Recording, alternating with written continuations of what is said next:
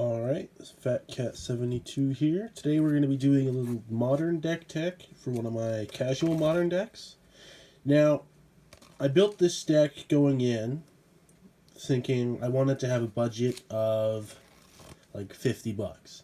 It's worth a little bit more than that, but only because I had a few cards laying around. I think the most expensive card in the deck is Stomping Ground.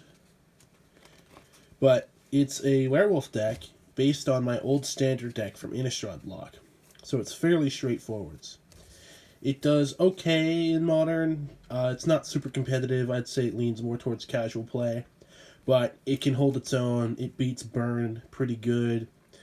And it really only dies to late game control and just a faster creature deck. So for the core of the deck, we have 4 Reckless Waves, which is a 1/1, turns into a 3/2 vanilla creature, one of the better cards in the deck. Turn 2, 3/2 that can attack, sometimes even a 4/2, is very good. Village Messenger, which is a 1/1 with haste for 1. Good turn 1. Turn 2, it turns into a 2/2 with menace. Play 4 of those. And then 4 Wolf-Bitten Captives to finish out the 12 1-drops. It's pretty good. Buff it for 2 to make it a 3/3. The reverse is double the whole card, so it's a 2/2. You can buff for 4. Fairly good. Not quite as good as the Reckless Wave for Village Messenger, but it's an alright card. Then we have the 8 Lords of the deck. 4 each of Mayor of Averbrook and Immerwolf. Sorry about the glare there. Now, Immerwolf is particularly good because it has the line that says non-human werewolves you control can't transform. So say I flipped something over, the Immerwolf stops it from flipping back if my opponent plays things or I play too many spells. And it just buffs my creatures, which is pretty good.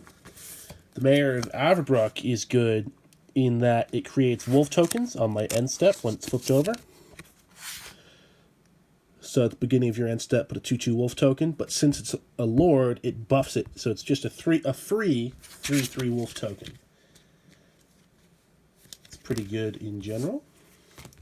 Then we have a few utility creatures. Starting with... Oops, just give me a second here.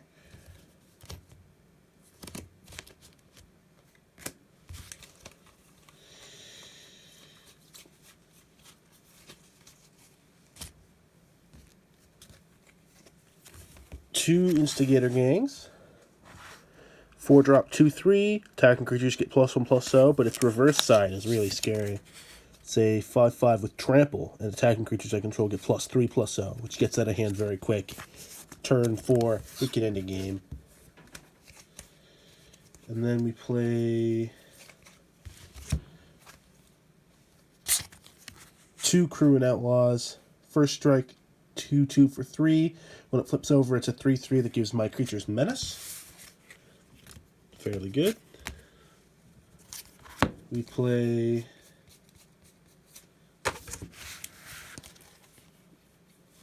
3 Duskwatch Recruiters. Good creature, played in humans sometimes. It searches for creatures from the top of my deck for 3. It's alright for digging, but when it's reversed, it counts as cost reduction for all my creatures. It's alright. I might end up pulling them out later for a better 2-drop. And I only ever owned 1, so I put 1 in the deck. I could buy more. I should buy more if I wanted to make it more competitive. But Huntmaster of the Fells, one of the better werewolves. When it enters, I gain 2 and create a wolf. When it's on the flip side, it deals 2 damage. And I... to someone and 2 damage to a creature they control. Good removal. Alright, creature. And then I play Silver for Partisan. A couple more on the sideboard. It's good against burn or similar strategies because it just lets you trade creatures out. If they target it with a lightning bolt, I get a wolf token for free. For instants and sorceries, I have 4 lightning bolts. Just all around removal. Good card. 3 damage, 1 red. Instant. Everyone knows what it does. I think it's one of the better removal spells in the format. And then we have Moon Mist. 2 mana instant. It works as both as a fog because it prevents damage, and it's a great offensive tool. Because if you transform all your humans, they become werewolves, and on the werewolf side, they're more powerful, deal more damage, have more effects. I also like to play this card defensively. Someone attacks into my board, I flip all my creatures, block, kill all their things, because my guys don't take damage. Which is a very fun card. One of the best cards in the deck. I only run 3 main board. And then, as a bit of a disrupting factor, I run 2 Blood Moons main board. Just turns, if I'm playing against control, this is really good, or lands. Just turns all their non-basics into mountains, which can hurt me a little bit because I'm playing a few non-basic lands, but generally it's better for me than it is for my opponents. And then as far as lands go, I used what I had around, so I've got 4 Stomping Grounds, Shock Land, pretty self-explanatory.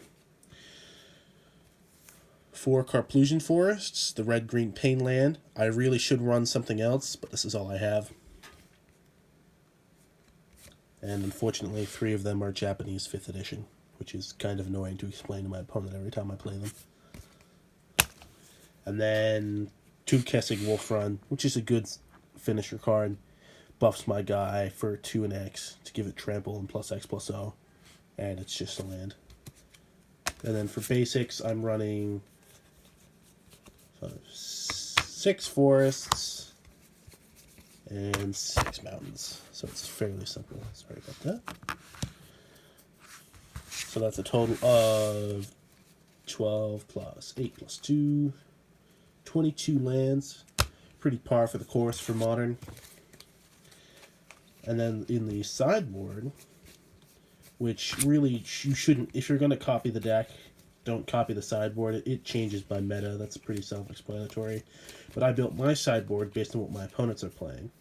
So there's always at least 2 people who play mill every time at the Modern tournaments I go to. So I play 1 Elixir of Immortality, gains me life, shuffles my deck into my my graveyard into my library. 1 mana, 2 to activate. Pretty good. And 2 copies of Gaia's Blessing, which if I'm playing against mill and they mill it over, it goes back into my deck. And if I need to play it, it lets me draw a card for 2 mana, which is alright. Again, as I said earlier, I'm playing 2 more Silverfur Partisans in the sideboard.